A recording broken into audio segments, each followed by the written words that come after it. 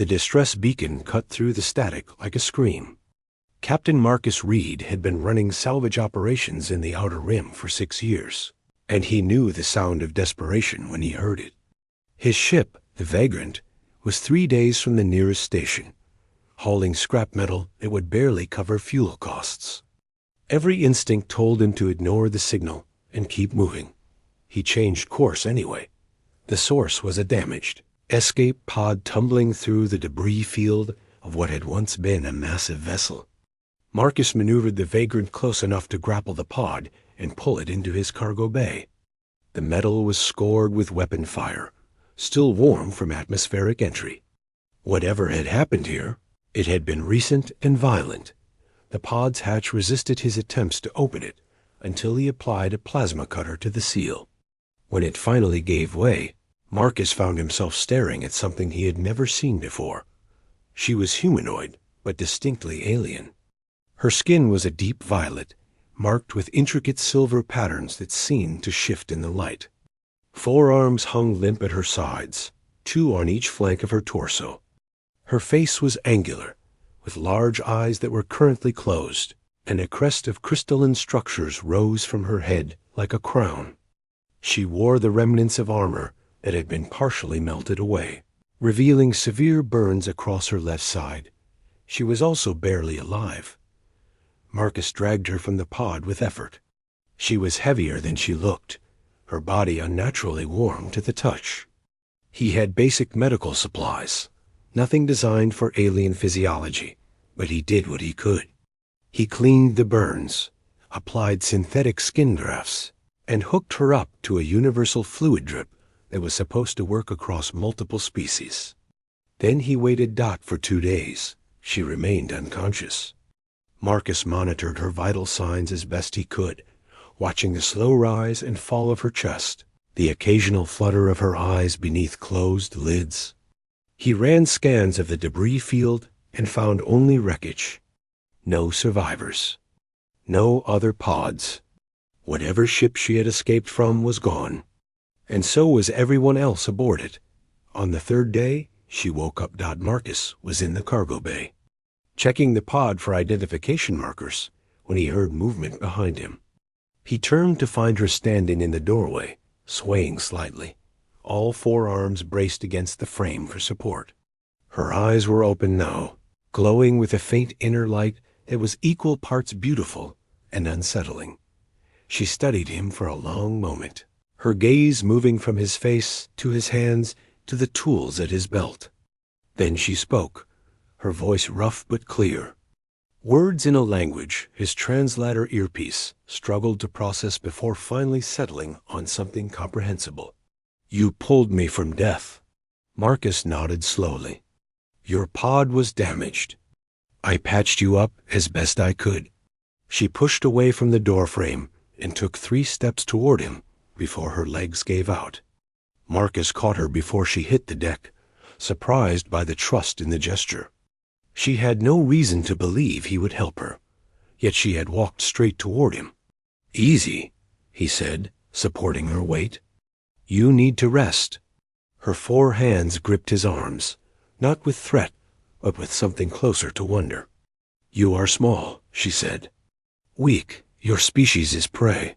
Marcus bristled, despite himself. "We do all right, yet you saved me." Her luminous eyes fixed on his face. "You fought death for me. You claimed me from the void. I just answered a distress signal. Anyone would have done the same." Her expression shifted into something that might have been a smile. "No, they would not. I am Talia, war champion of the Ascendancy Fleet. My ship was destroyed by raiders.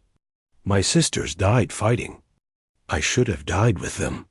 She pulled herself closer, her face inches from his. "But you would not allow it. You are human, yes? I have heard of your kind. They say you are fragile, that you break easily." "Sometimes," Marcus admitted. "Yet you came for me." She released one of his arms and traced a finger along his jaw, her touch surprisingly gentle. "In my culture, when one saves another from death at great personal risk, a debt is created. A bond. You have bound yourself to me, Marcus Reed, and I to you. Marcus felt his stomach drop. That's not, I didn't mean. It is done. Talia's voice carried absolute certainty. You are mine now, and I am yours. This cannot be undone. The next few days were an education in cultural differences. Talia recovered with startling speed, her alien physiology knitting itself back together far faster than human flesh would have.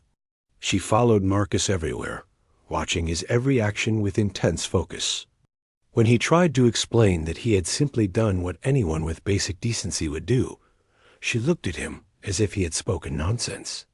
Your species is strange, she said one evening as they sat in the common area. You risk yourselves for others, without expectation of loyalty or bond.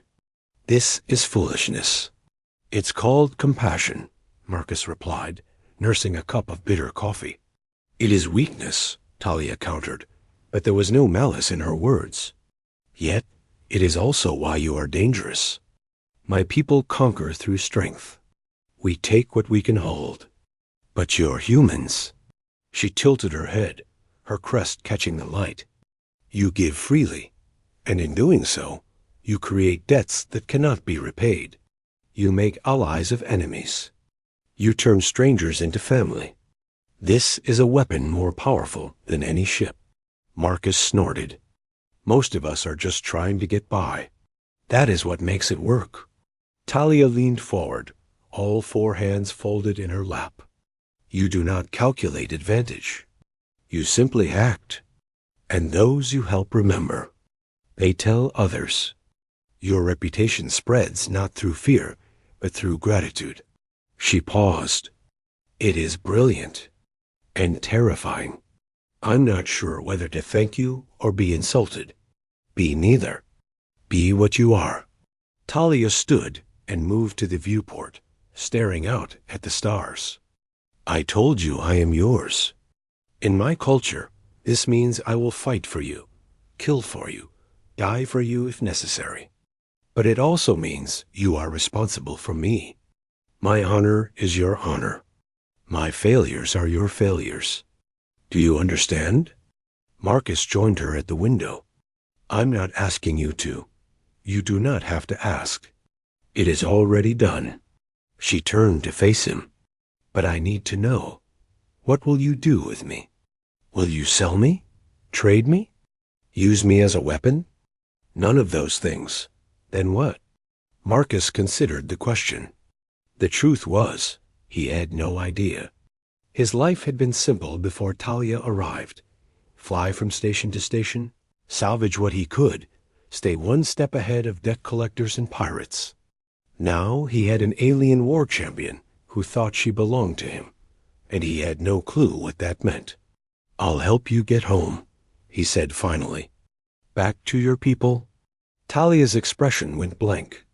I have no home. My ship is destroyed. My sisters are dead.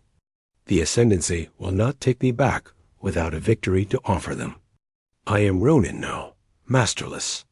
She placed one hand on his shoulder. Except I am not masterless. I have you. I'm not your master. No, you are my partner, my bondmate. This is different. She smiled again, that strange alien expression that was becoming familiar. I will teach you our ways, and you will teach me yours. Together, we will be stronger than either of us alone. Marcus wanted to argue, to explain that he had never asked for this, that he was just a salvage runner with a ship held together by duct tape and prayer. But looking at Talia, seeing the absolute conviction in her glowing eyes, he realized that arguing would be pointless. She had made her decision, and she was not the type to unmake it. All right, he said. Partners. Partners, Talia agreed. 3 weeks later, when a pirate crew tried to board the Vagrant near a mining colony, Marcus discovered what having a war champion for a partner actually meant. Talia moved through the boarding party like death-given form, her 4 arms wielding weapons with precision that seemed impossible. She fought with grace and fury in equal measure, protecting Marcus with an intensity that was both humbling and frightening. When the last pirate fell, she turned to him, breathing hard, covered in blood that was not her own. "You see?" she said. "This is what I am. This is what you claimed when you saved me." Marcus looked at the bodies, at the destruction, at Talia standing in the middle of it all like an avenging angel. He should have felt horrified. Instead, he felt grateful. "Yeah," he said quietly. "I see." Talia crossed the distance between them and pressed her forehead to his. A gesture he had learned meant deep respect in her culture. "You are strange, Marcus Reed, weak and fragile and foolish. But you are mine, and I will kill anyone who tries to take you from me. I'm still not your property. No, you are my partner. This is better." She pulled back, her eyes bright with something that might have been affection. "Now come. We have a ship to repair and stars to explore. And if any others threaten you, I will show them why humans are feared across the galaxy." Marcus smiled despite himself. "Because we're crazy enough to save people like you?"